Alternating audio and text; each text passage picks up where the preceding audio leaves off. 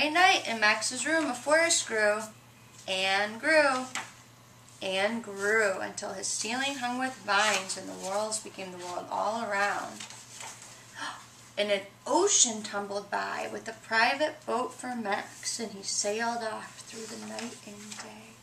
And in and out of weeks, and almost over a year. Boat, right. And he came to the place where the wild things are. They roared their terrible roar. They gnashed their terrible teeth. They rolled their terrible eyes. And they showed their terrible claws. Show me your... Till Max said... What did Max say?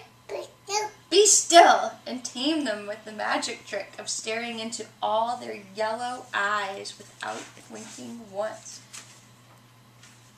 Frightened called him most wild thing of all, and made him king of all wild things. And now, let the wild rumpus start. Wild rumpus, wild rumpus, wild rumpus, wild rumpus. Swinging from some trees, swinging from some trees. Wild rumpus, wild rumpus, wild rumpus, wild rumpus. Now what? Stop! Max said. And sent the wild things off to bed without their supper. And Max was the king of all wild things, was lonely. Oh, we're skipping that page. Bye-bye.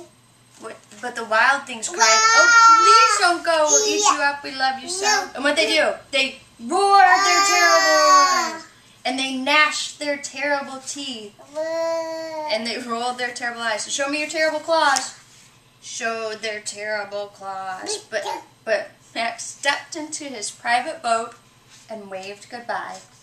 Bye-bye. Bye-bye. And sailed back over a year, in and out of weeks, and through a day, into the night of his very own room, where he found supper waiting for him, and it was still hot. The end.